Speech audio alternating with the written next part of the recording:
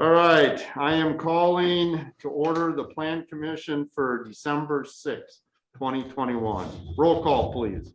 President Jay Lingfeld, Here. Trustee Judy Kettlebeaver, Here. Commissioner Todd Duquette, Here. Commissioner Brittany Garcia, Here. Commissioner Cameron Berkman, Here. Commissioner Seth Johnson, Here. Trustee Bill Brochus. Here. All right, let's stand for a pledge of allegiance. I pledge allegiance to the flag of the United States of America, and to the republic for which it stands, one nation, under God, indivisible, with liberty and justice for all.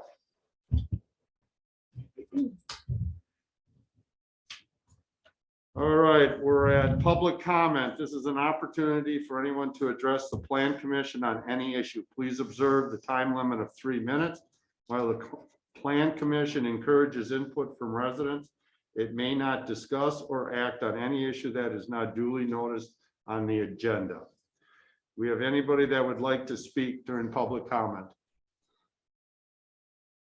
I did not have any pre-registrations for public comment, but I do see that we have some guests on virtually here. So we'll pause for that. Okay, Seeing none, we can go ahead. all righty, we'll go to general business. I'll make the motion to approve the minutes from the October 4th planning commission meeting. All right, do I have a second? I'll second. I have a motion and a second. Any discussion? Are we approving the right minutes? So wasn't it our last meeting in November? Yes, the minutes from October 4th. Do we have? Oh, I thought the minutes said November. yeah, I think that's an error on my part here. Yeah, I think the minutes said November, but. Yeah, the minutes say Yeah, November November 1st. so- Yeah. All right. I approved the November 1st meeting. Okay, hang on here. We're gonna need to do. A motion to amend a the- motion to to amend the amend the agenda. motion.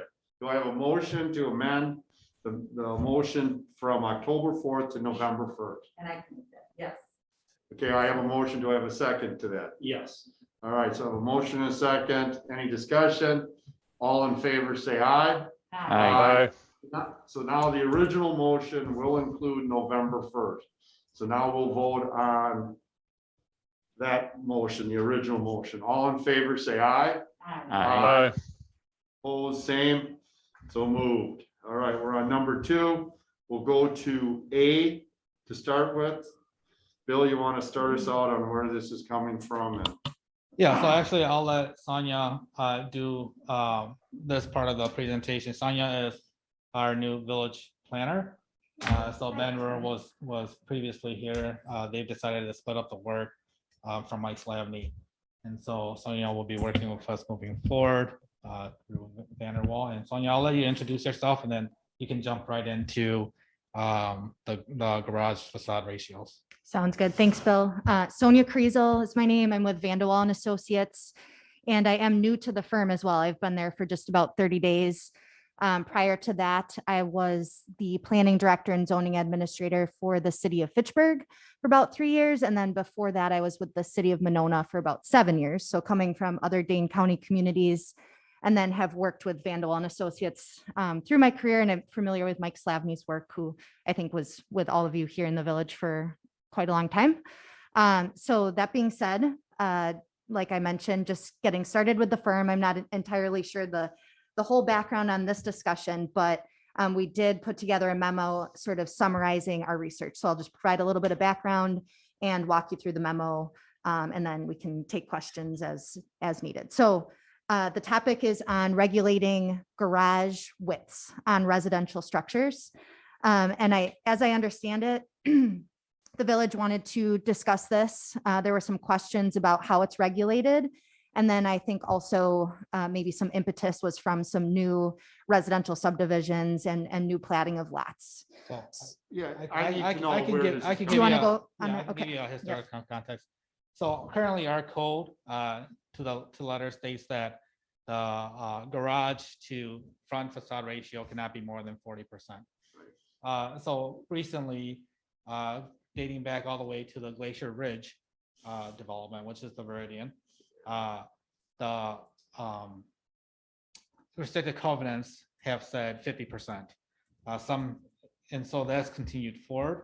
It's been approved as part of that. And so this is generally where there are 2-car garages, they're generally able to meet the 40%, but wherever there's a 3-car garage, they're not able to meet that. They're in the 50 to 55% range. And so there's an inconsistency between the code and then the approved restricted covenants for all, because they're based off each other, the Glacier Ridge, the Scenic Valley, and now the Creek Crossing. And so a part of this is making sure that our code is in line with what we want to see in new homes upcoming here. Okay, I don't have a problem with that, but covenants, we have absolutely zero enforcement power on. That's all done within the neighbors. So if there is that conflict, that would be that we didn't catch it when the covenants That's came correct. through. Yep. I don't believe the covenants were coming from the board or the village. That's usually done by the developer, and then That's- we make modifications. So That's it's really, it sounds like it's really coming from the developers that they want more. Because I've never heard of, I have not heard of this until tonight. Yeah, so that's, yeah, so yeah, it is coming from the developers in that they are putting within the restricted covenants the 50%. And we weren't I catching understand. it. Yeah. It's something we'll have to watch for. I- Go ahead, Judy. I just think like when we probably put it at 40% is like years ago when the houses were smaller. Now everybody almost does a 3-car garage when they build. So I bet now 50 is kind of the new up and coming just because of the 3-car garage. So I can see where they want to put the 50%. This was discussed quite a few years ago, that a lot of the garages, it was originally, I believe it was worded somewhere along the lines, you couldn't have more than a 3-car garage. And I wanted to change that only because of limiting it to 3 cars. If we have Mike was supposed to come up with a formula that would allow 3 garage doors on the front of the house, but the depth of the garage, as long as it was attached, it wouldn't exceed, I can remember not going further forward than like 10 feet from the Right. house and not going further back. So you could put I a don't think we have a 6-car, back one, do we? No, the back one can go as deep as you want. as we talked about, and I don't know if that got changed somewhere along the line, but I remember Mike talking about, because originally we had it restricted down to the 3-car garage as the maximum. I think the big thing is the front of it, and I think where it's coming from is we don't want people driving down the street and all they see are garages. And I Where the agree with that. houses are, yeah, and if you think of the townhouses that we approved and modified, all the garages are in the back, so they're absolutely none from the roadside. Correct, but I think the original wording of it was you couldn't have a maximum of 3 cars. I wanted that removed. Like I said, we were talking can about it. clarify It was too. quite a few years ago. Yeah, so the limiting to 3-car specifically is not in the language. So I believe the language is, as far as the extension is 10 feet, and I believe there's a clause in there that says that you can't be more than 2 feet behind that 10 feet. So for that 3rd-car garage, if it's set back. So say, Oh, I for see example, what you you're can't saying. have a 10-foot jump out and then a 10-foot back Back, yes, for the third one. for the 3rd one. Correct. Gotcha.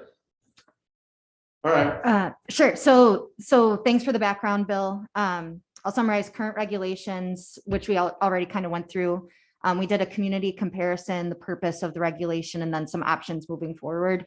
So as I understand it, there are 3 main parts of how the village regulates garage width. And one is the percentage of the proportion of the principal building, and that's 40%. So if you have your entire building length is 100 feet, 40 feet can be allocated to the garage, and the remaining 60% would be allocated to the principal structure. And this is attached, so that would be your main house. There's a maximum width, which is 36 feet. So you can be at 40%, but not to exceed 36. So that might give you your typical 3-car garage, but it doesn't specify the 3 doors. And then the third part of the regulation is the setback of the garage in relation to the house. And in the village, your zoning code notes that it cannot be more than 10 feet in front of. So the front door in the house can be behind the garage, but only at a maximum 10 feet separation. In other communities, the garage has to be behind it, or they might be, instead of 10 feet, it's 12 feet, but you have that setback of 10. So that's the summary of current regulations. What we did was reviewed other Dane County communities, and that summary is what's shown on the page here. And we found that the village of Cross Plains is unique. So there are no other Dane County communities of those marked by the asterisks that we reviewed that have similar percentage regulations. There's something similar in Fitchburg's smart code, which isn't really analogous, so I won't go into too much detail there, but that does require that garages are in the third layer, which means it's like behind the house. So you take the front setback of the house and then you go back another 20 feet. It just encourages that the garage is behind.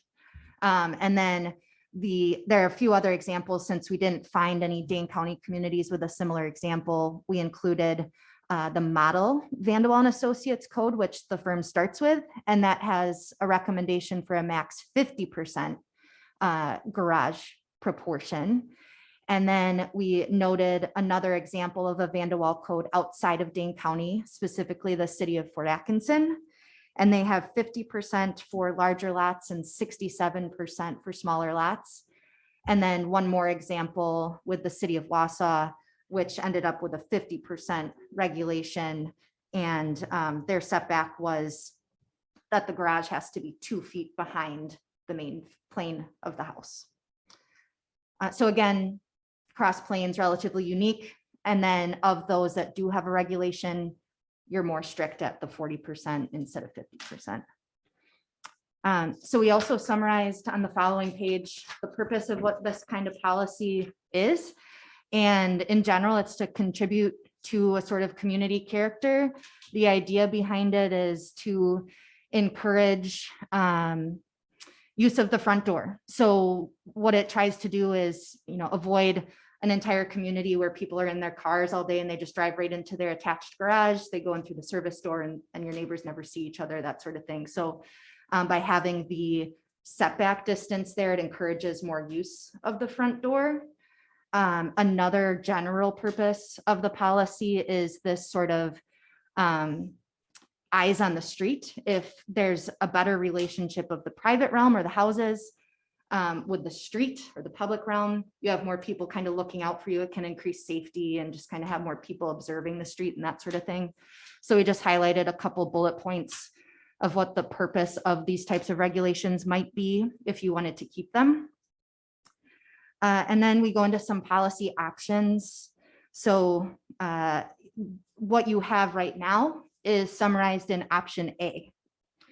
And if you wanted to continue some kind of regulation, but maybe loosen that up a little bit to try to encourage, like Bill said, or at least allow 3-car garages, there are some other options. All of these would achieve, a variety of those policy purposes. But what we pointed to give you a recommendation is option C. And in that example, the setback would remain the same. We would actually remove the garage width maximum of 36 feet, but increase the percentage allowable to 60%. So that's just an example. So if you were interested in increasing flexibility, going from 40% to 50 would achieve the same thing, or to 60%. Can I just correct one thing? Mhm. The 36-foot maximum still allows for 3-car garages because we have them. Yeah. My neighbor has one and it meets the 36. Right. So you can still do a 3-car garage with 36. Right. Yep, it just depends on where that 40% comes in at. If 40% allows you to have Right. 40 feet garage, you're then limited to the width of 36, yeah. And then a few visual examples just to kind of help show what we're talking about. These illustrate both the setback regulation as well as the percentage regulation. So in the photo on the top, you can see the garage is even with the main plane of the house. And the garage is about 40% of that width. These are just approximations. In the second photo, you can see that the garage is forward. We don't know exactly, but maybe about 10 feet. And then that's roughly a 50% proportion of the facade. And then finally at the bottom, you can see that garage definitely dominates that house a little bit more. Maybe 90% of the principal facade, maybe 80, somewhere around there. And then a shallower setback between the house and the garage. Are they on press lines? Ben put the photos together. He got I them don't off of think any of them Google. are across plans. Yeah. Actually, I believe the last one is, I think that's Lyle, I think used to live there. It's on. The bottom one? Yeah. No, because that one meet code. No, he's on the corner lot. The front of his house is on the street that goes on the side. I think And you're right. that's the one that's on American Legion Drive, Okay. American Legion and Lewis. I think the first one's on, yeah. Yeah, I think those are cross windows. Oh, you think they're? That's Lyle's old house. His garage faces American Legion Drive, but the front of his house faces Lewis. Okay.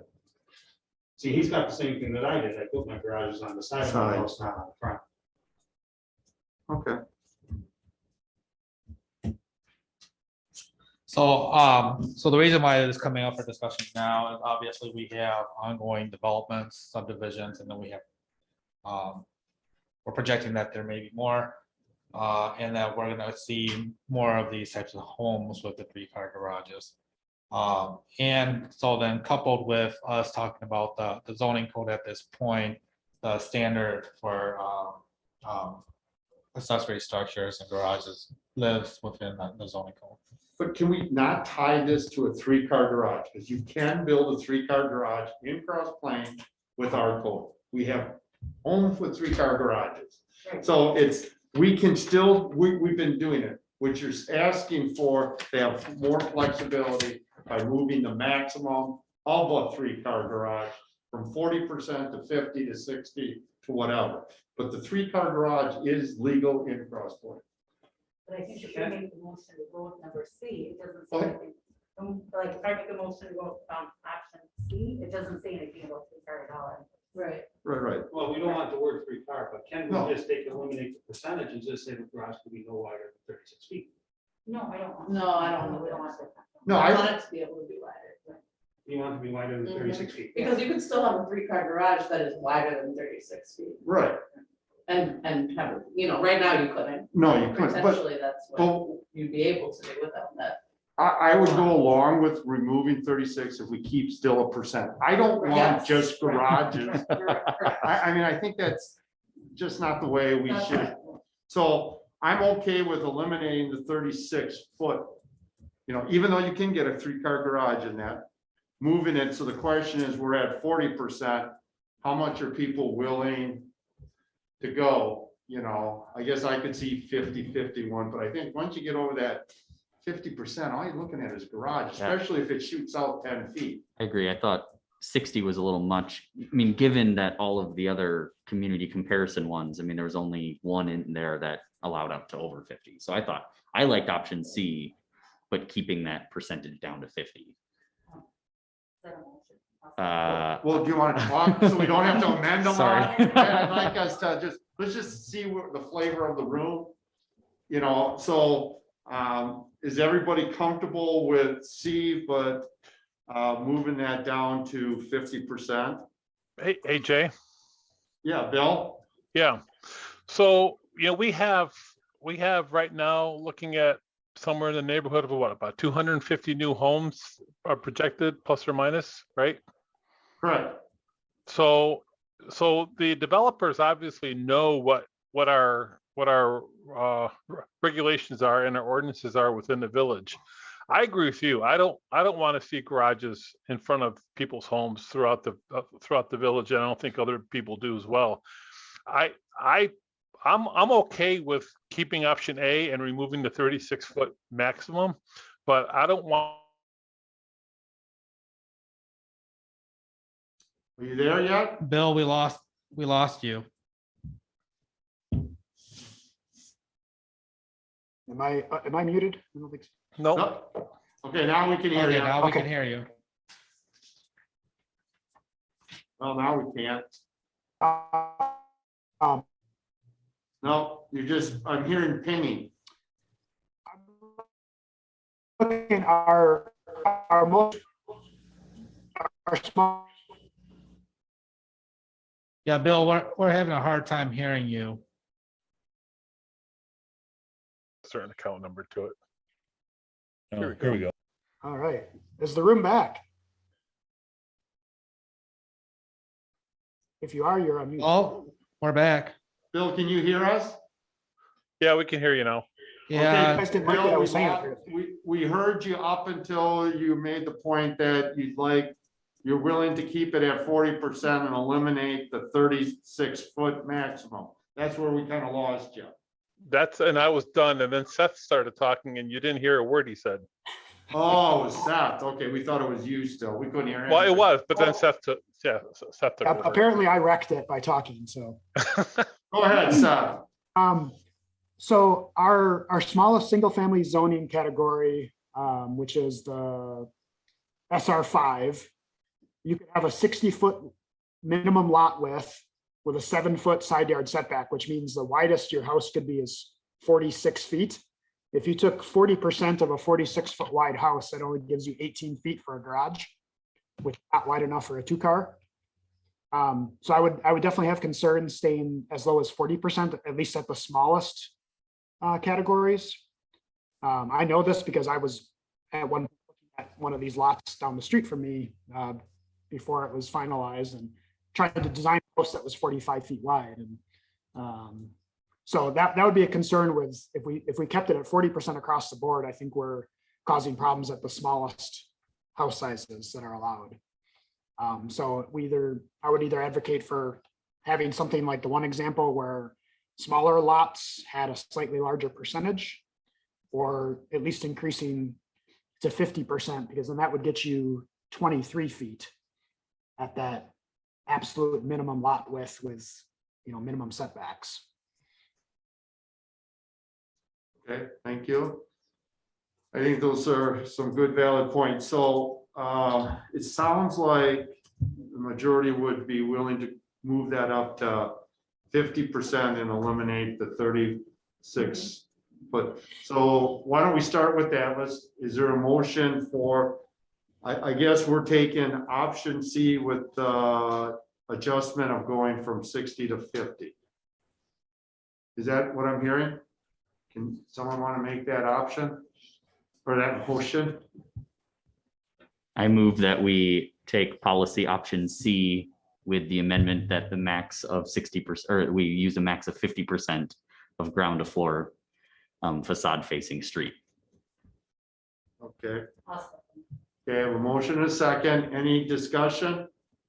So this will make it so if you have an SR5 lot, the house would allow up to a 20. No, according to Seth, it's 60 feet with 7 feet on each side. So that puts it to 56 feet. 50% of 60 feet is 28 feet. Or 28 feet, so you could technically get a 2-car. Yep. Yeah, it would be, with the 7-foot setback on each side, you have a 46-foot wide house.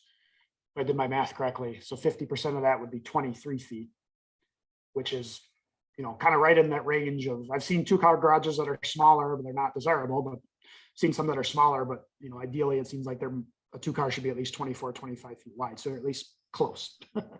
And again, that's at the absolute minimum, 60-foot lot width. And who knows? And if we have developments that have other reasons to, do a planned unit development or something where they can get variances, well, then we can go for that. I just wanted to make sure that we weren't eliminating that as a 2-car.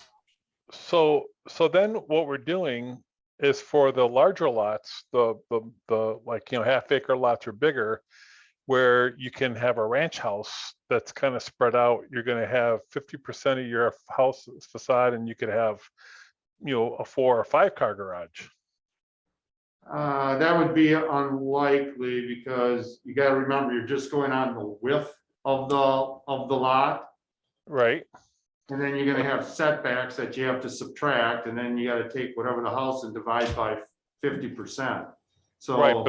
Right, but Jay, if you have one of those larger lots that are going up behind the Weber area, Yeah, those are gonna be very wide lots. So back there, you could have a 4-car garage.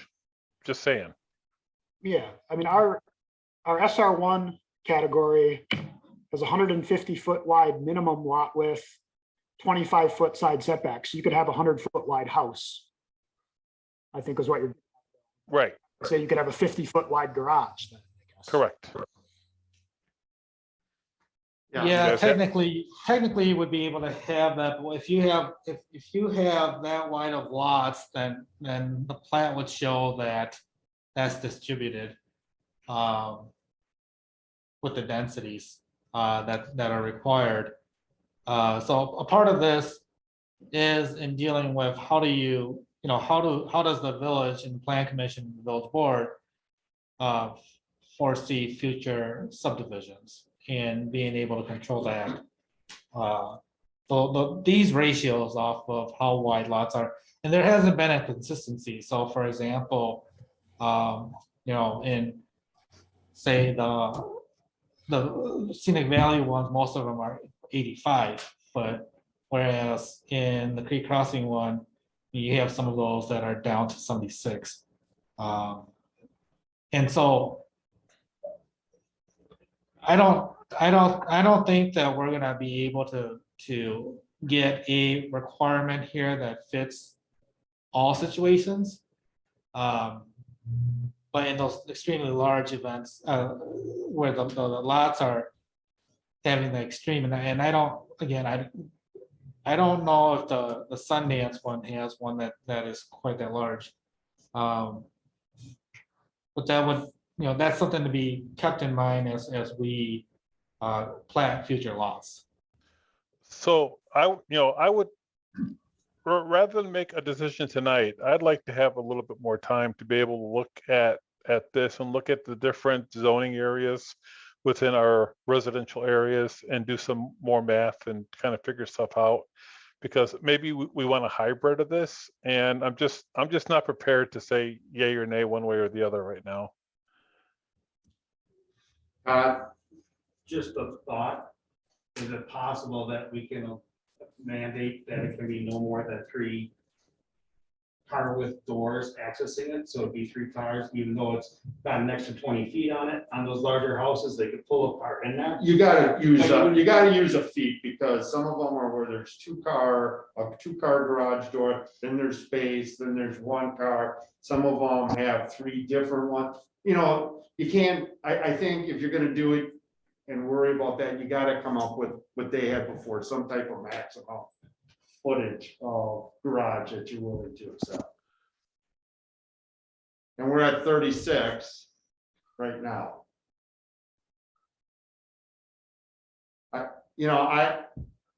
To me, as Bill said, that if we play the what if game, I don't know if anybody would ever build a house with 5 garage doors or 2 double doors and a single. Not that someone might, but it just seems very unlikely because you're paying a lot of money for garage space. I think we have to go on what we were pretty much already doing, and I think there's a higher likelihood of smaller lots in the future than really big lots. I think we should be looking at higher densities in our neighborhoods anyways, with population growing and the cost of everything. So I think the trend is going to be smaller lots than big lots. Go ahead. Just a procedural question and comment. So your agenda item tonight is just discussion on this item. We'd have to bring forward an ordinance anyway for action. So you have some options if you'd like to recommend to us to draft the ordinance with option C as modified, or we could come with a scale of options as one of your other commissioners is talking about for like smaller lots. We could come up with some different options if you'd like that too, when the ordinance actually comes back. I guess I didn't see that we weren't taking action, so. We'll just have to go motion down. Just let it. No, it just died. Yeah. Just let it die because we don't Yeah. really, we didn't Vote on it. post it right properly, so we can't legally take a vote anyway, so. So this was just discussion, so I think Bill, and you have kind of an understanding of where we're coming from. I think there's a willingness to go to 50%. I think there's concerns on total size. We don't want it to be just 50%, sounds like. And I don't have a problem with having a few different options for our zoning, but our zoning's changing anyway, so. All right, I guess that's all we need to do then. We'll just let the motion die. Seth or Bill, do you want to add anything before we move on? I'm good with that. Thank you. As far as the setback relative to the garage, I mean, yeah, I suppose I'm fine with that. If that's how it is now with the 10 feet. Again, I was thinking of some of the smaller, narrower lots where you might need to have more of your house behind the garage, where people might want it sticking out more to make more room. But I think that's how it is now. I don't know if we need to. Well, there's no limit on how much behind the house, it's how far the garage is in front of the house. Right, no, I understand. You go as far back as you want till you hit whatever the zoning law is on the end of your lot, so this shouldn't affect that. This is on how far do we want the garage sticking out from the rest of the house. Right, no, I understand. Okay. All right, well, let's move on to B then. So I'll give up a presentation. So this is another discussion point. This standard lives within the zoning code. And it's in regards to protective measures for swimming pools. Currently, our code requires a fence between 4 feet and 6 feet in height as a protective measure, as the only protective measure, and therefore is required whenever someone installs an in-ground pool. As part of that discussion, our code points specifically to the national standards provided by they changed their name, the Association of Pool and Spa Professionals. And within that document, it does allow for a cap or a protective barrier as a protective barrier. The question arose from a resident installing an in-ground pool. If the village would be interested in utilizing just that protective cap instead of requiring a fence. We reviewed it, understanding kind of the history of why a fence was recommended. Currently, staff is recommending that there is no change in the code, as we believe that a safety cover doesn't provide the same protections that a fence would. So we're presenting it as a discussion item here, again, because it lives in the code and can be addressed, should be addressed at this point. Judy? The two that were not approved this year, was that just because of the cover versus the fence? Did they not want to do a fence? Where it said there are 3 that were asked and only 1 was approved. Oh, no, all 3 of them were approved with fence structures. I'm all for fencing. I think fencing is really to protect not only the owner, but people in the other people in the neighborhood, especially kids. I'd be concerned about enforcing. Yes. Is it strong enough? How do we check that with everyone? But you can just Well, look what at if a you fence. drive by and there's no one at the pool and the cover's not on? Yeah. Yeah. Yep, I agree with you. I'm 100% for fencing and kids will be kids, and it's much harder to jump over a 4 to 6 foot fence than it is to jump on a top of a pool cover. And which is, if you look at the standard here, it only says it has to withstand 100 pounds. I thought it was 400. I read 100 pounds. We thought it was 200, but the Doesn't matter. point, Few kids weigh more than that. yeah, it's the Right. point where there's no barrier. Right. They're right to it, yeah. All right, I don't know if we need to take any action. We can't take any action, so I think you have kind of, does everybody, Brittany, you kind of agree with that, or? Yeah, I'm okay with that. All right, moving on to number 3. Discussion and possible action regarding a signage policy for village facilities. So this was an item that was previously discussed at Plan Commission. There was a signage plan that was proposed, approved by the Park and Rec Committee for parks and conservation areas. Plan Commission saw it, and then from that meeting, had decided not to make any changes to the signage policy within parks and conservancies, but wanted to take a further look into signage at village and municipal facilities. And so a subcommittee was created between trustee Brocious and Commissioner Johnson. And they have the report here. Seth and Bill, do you want to take it from there? Sure. So we had some thoughts and we had some questions. And hopefully you guys had a chance to read this. And it's pretty short, but we really like the logo. And we want to use them for all Village Hall public facilities and, as well as Park and Rec. We talked about using the same logo, or the same font, or the same logo and the same font type. But if, like, let's say the police department had a sign out front and they wanted to put their logo on there, either substitute the village logo, or maybe if there's enough space to put logos on either side of the sign, right? Village logo on one side and the police logo on the other. We think that the facility signs, the ones out front, in front of the building, should be the 2x8 community sign that was talked about in the Park and Rec. And then one of the questions that we had was, would the current Village Hall Police Department have a sign on the east driveway, or would the Village Hall have one on the east driveway and the police department have one on the west driveway because there's two different driveways, or would it all be one sign? The other question is, what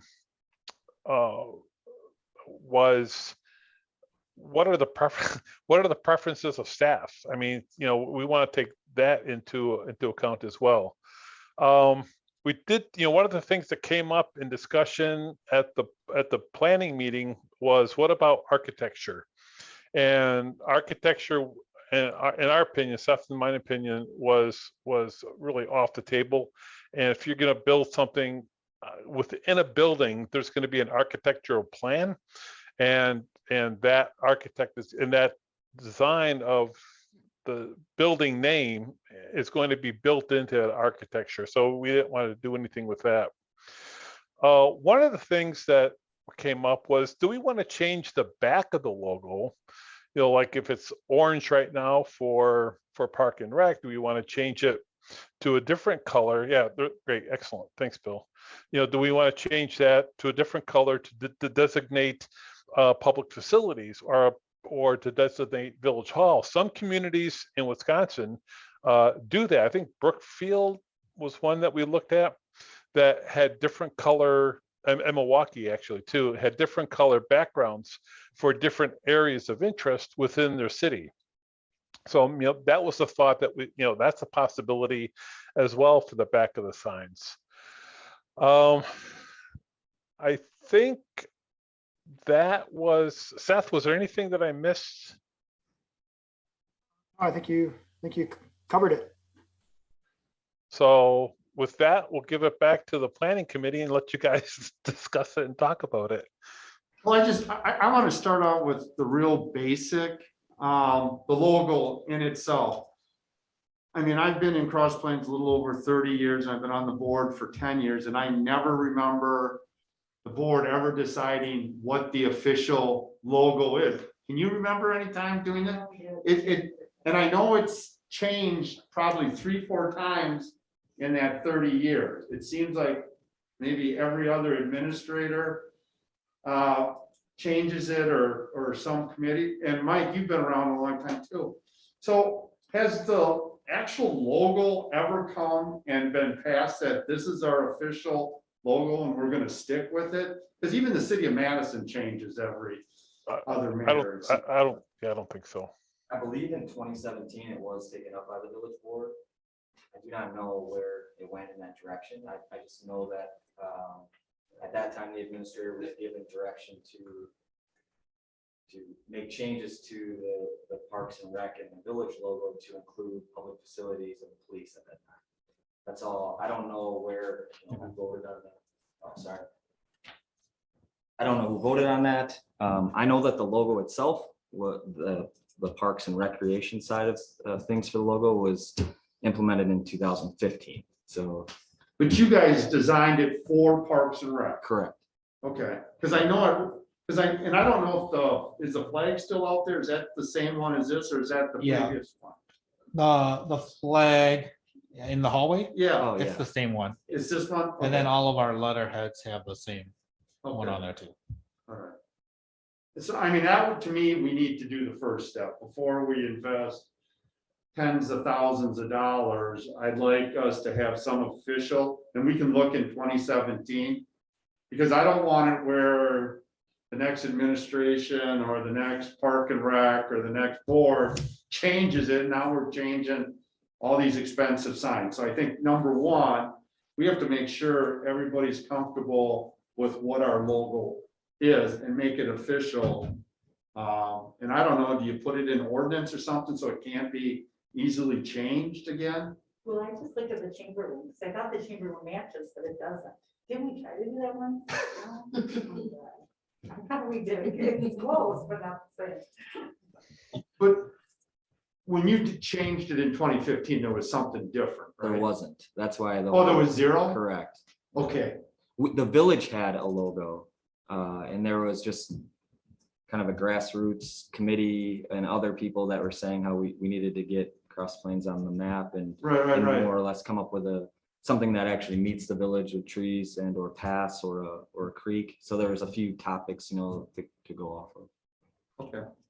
Yeah, so I would not recommend adopting it by ordinance. I think Okay. that'd be a little challenging to change, especially if you have a anniversary or something that you want to add on to it, then you would have to change ordinance to adopt that.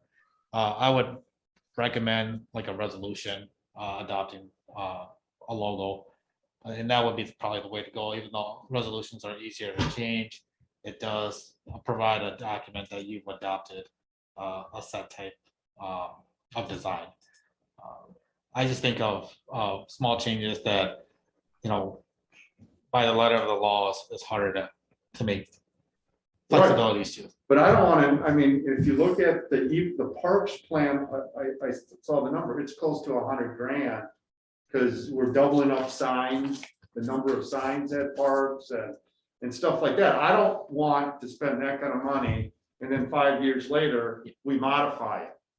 I mean, not that we have to change all the signs again, but it doesn't, to me, that's my biggest hesitation is, if we put that logo in, we've got to make sure that's what everybody feels and can identify the village of Cross Plains with. So Jay, Yeah, so, a couple different points here. One, Park and Rec, came to us and said, hey, this is what we'd like to do. This is the money we'd like to spend, and we as a group approved it. At the village board level, the police chief came to us and said, hey, this is what we'd like to do. We'd like to change our logo. We want to change the lettering on the vehicles. And we didn't necessarily approve a logo for that, but he did give us the ability to consider it, right? And bring it to the village board as a matter of I can't think of the word, but not preference, but anyway, so the chief brought it to the board basically to get our blessing from it. Parks and Recs did the exact same thing. We already have two of the four entities. The only thing we don't have really in line here is the village hall and public works. Those are the only other two facilities that we can control. So, do we want a logo? Do we like this logo? Maybe. I mean, I think it defines Cross Plains, right? As a whole. And I think as Mike said earlier, it kind of, defines Parks and Rec, and then the village kind of took it on because it's such a cool logo. That would define our village. Yeah, don't get me My wrong, I'm opinion. not saying I don't like it, but I agree with you, but the police chief came to the village board with the patch and the car logo, whatever you want to call it. Right. It was Yep. basically that, and we approved it. So everybody at the board said, yes, we approve it, chief, go ahead, you have the money for it, that's fine.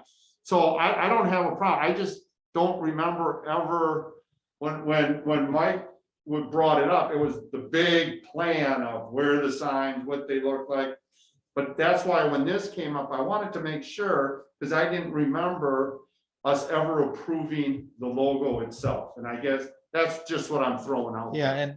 and to a point here, we're kind of talking about two different things. We're talking about logo and branding, and then we're talking about signage policy. So I think they're tied together. What happens if you changed the color? Because The I mean, icon. their plan right there is to use the approved logo. correct. So But isn't that whatever- the first step to approve a logo? I mean, that's just how that's what got me thinking, and that's why I went back, and I could not remember but if it was 2015, I wasn't. Yeah, On the you board were on the that board, right? We didn't Okay. actually say approved logo. We just said the same logo. Oh, okay, yeah, Oh, you're looking at Bill's comments here. yeah. Okay. And Bill and Seth, I guess one other question, is it a requirement to have these signs, or is that just if we have a sign, this is what they should look like? I thought I can answer. Seth, you go ahead and answer that. Well, I think it's a little both, but I think we should have signs in front of any of our major facilities. And then they should match the requirements that are in the policy. Otherwise we have to come up with a list of what things do and don't have to have signs, or is that just, do you need at the new well, do you need a sign that's a village facility, I guess, but do you really want to say that this is? That's exactly, I'll let Judy speak, but that's exactly what I'm talking about. I'm trying to figure out if they're required, or if we have a sign, this is what. I don't believe we need to have big signs that are wells, even if we end up having a compost site or a storage facility. I mean, I think there's times and places where signs are appropriate and not. So that was my question. Judy, go ahead. One of the things I love about the signs, especially at the parks and so forth, is the addresses on it. So if there's a 911 call, because even at Bear Park at Mary's Place, we were down there the other day, and it did say, this is the address. So if you had to call in the 911 at Mary's Place, at least gave the address, and I love how we share the addresses on it, in case of emergency. I think that's really important. I do think it's important. That we have those. I mean, the 911 call could be anywhere, really. That's my one thing that I love about the signs. Anybody else? I like the idea of changing the banner. I mean, if Brookfield and Milwaukee, I've never noticed it. I mean, I've never paid that close attention, I guess, but it's been a long time since I've lived down there.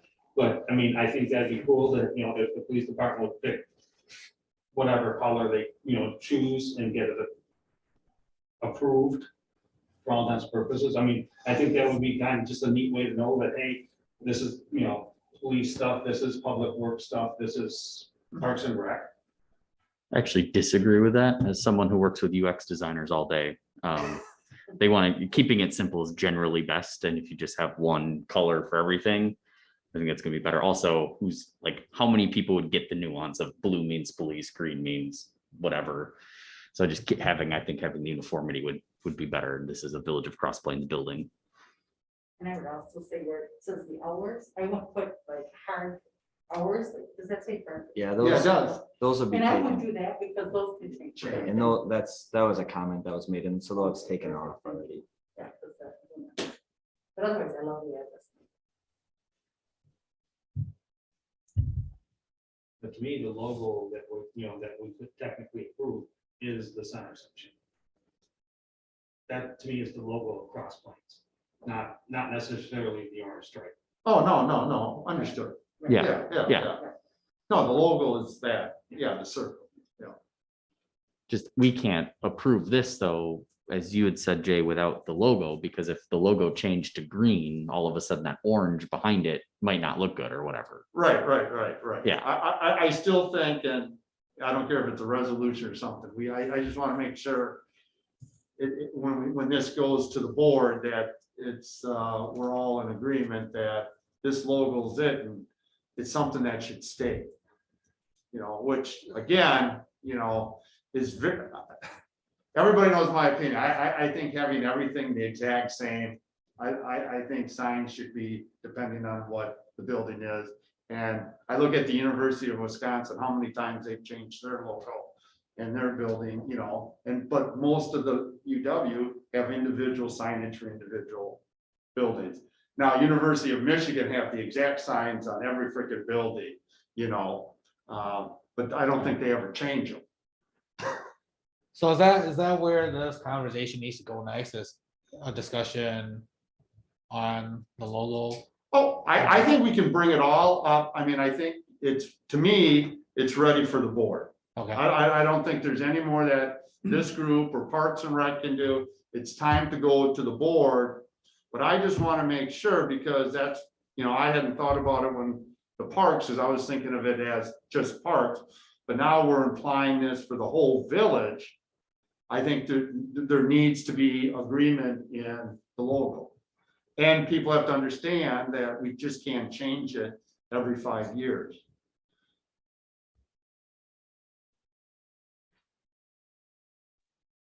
Would there be any thought of the policy just stating that you use whatever the approved village logo is?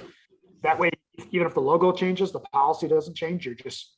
Well, that would be smart, but then your signs are gonna look different, and it seems like the majority wants everything to look the same.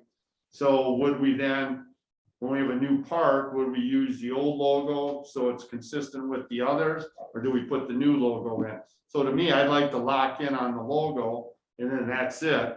Because again, these signs, if you look at the price tag on them, they're extremely expensive.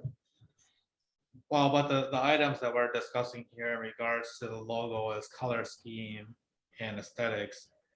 The policy is more than just like. Oh, yeah. Yeah, and so I think whatever the decision gets made on the logo and or color and or font,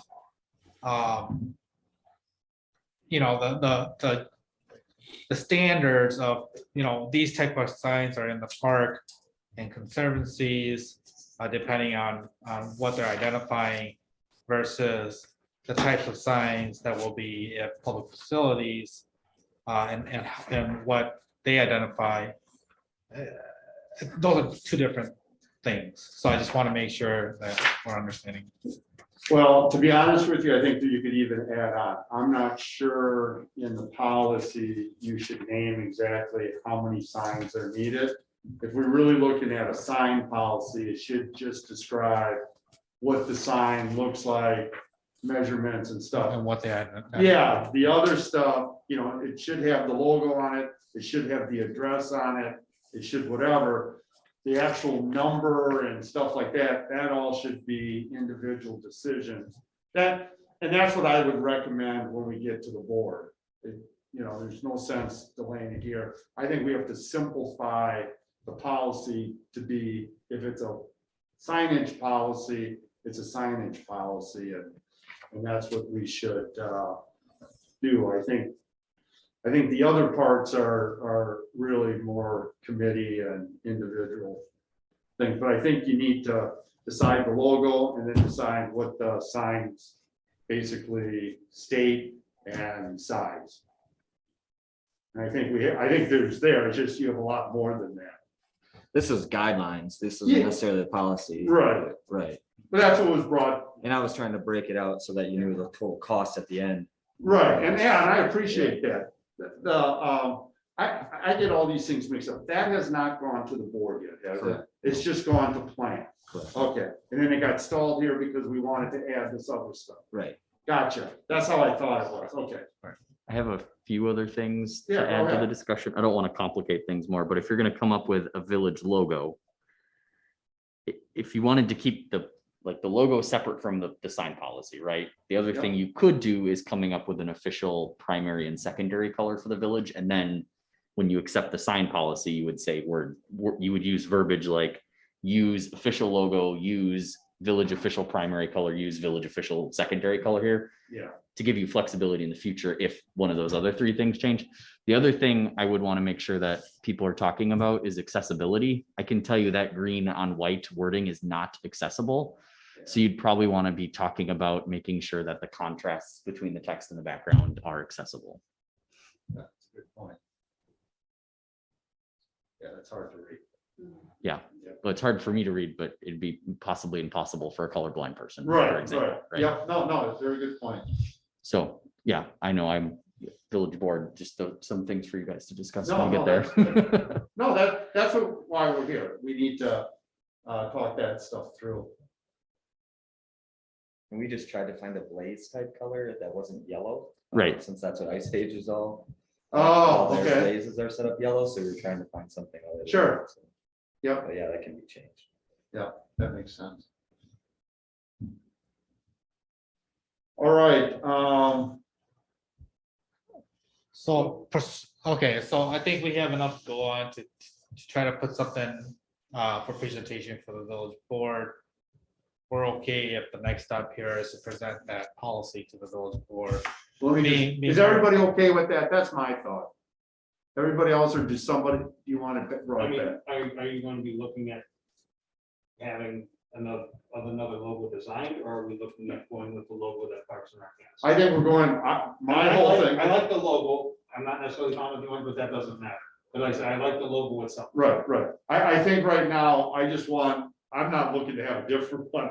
I'm just looking to have this one and making sure everybody's on the same playing field, that this is the village logo, even though it came out of Parks. So I don't want, I'm hoping, someone isn't gonna bring something else in, and make a change, and I'm gonna say, no, this is, we're kind of locked in on this. So Yeah. that's the logo part of it. It protects you from, God forbid you left and we got a new parks director. Right, And then all of a sudden they yeah. wanted a new logo. We could say, Right. whoa, whoa, whoa, whoa. Yeah, exactly. That's a good, yeah. Right, but I also want to make sure that like what the police department has done, has put together, because they've got a police logo. So, can they combine the village logo and the police logo together? That's something that needs to be considered as well. See, I don't remember the logo. I thought they just had a patch. And Well, we yeah, did patch and badge. I don't think they did a separate logo. Okay, all right, maybe I It was, was a patch and then Right. the badge style. They okay, use, didn't, they use the patch on like their letterhead. Yeah. The patch is the logo. And their car. Yeah, Ah. yeah. you said logo. So, Well, right, okay, yeah. If you want- It's it's a patch, but you're right. We copy the patch on the car and stationery. right. All right, so, and that, I'm guessing, Bill and Seth, you're okay with moving this forward then? Yes, I am. All right, that's what we'll do then, all right? All right, let's go to 4, rescheduling the meeting. I guess this falls on a holiday. Staff observed holiday this year. So the village observes New Year's Eve day and New Year's Day as holidays. Those are split this year, and so it makes the staff observation of New Year's Day on that following Monday. And so we're requesting that the village plan commission meeting be moved to the following Tuesday, which would It's be. not following but Tuesday, not- following not- Monday. Or the 10th. No, the immediate Tuesday Oh. following. So the 4th. So the 4th. Oh, okay. That's what we've done in the past is we went one Okay. day. We did that with Memorial, whatever Monday holiday we did this year. Okay. Public Is safety there- meeting? Motion on that, or no?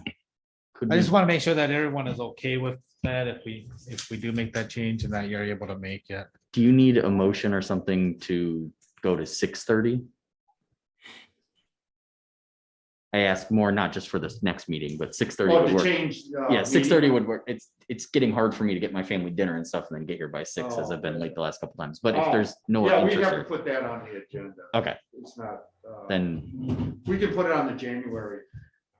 yeah, okay. Thank you. I appreciate that. Would the January 4th conflict? Would there be a public safety committee meeting that night? No, Which- they have theirs on the second Tuesday. Oh, okay. But we had a conflict the last time too. We just did one here and one at the library. It depends on how days fall. Right, Yeah. right. Correct. Yeah, I'm good with the 4th at 6. All right, so everybody put that down. All right, do I have a motion for adjournment? So moved. Do I have a second? Second, All right, first and second, all in favor, say aye. Aye. Aye. Meeting adjourned. Everybody have a good holiday. Be You too. safe. Thanks, everyone. Thank you. Thank you all. Oh, that's, no, it's after the holidays. Oh, is it? Yeah, it's the 27th.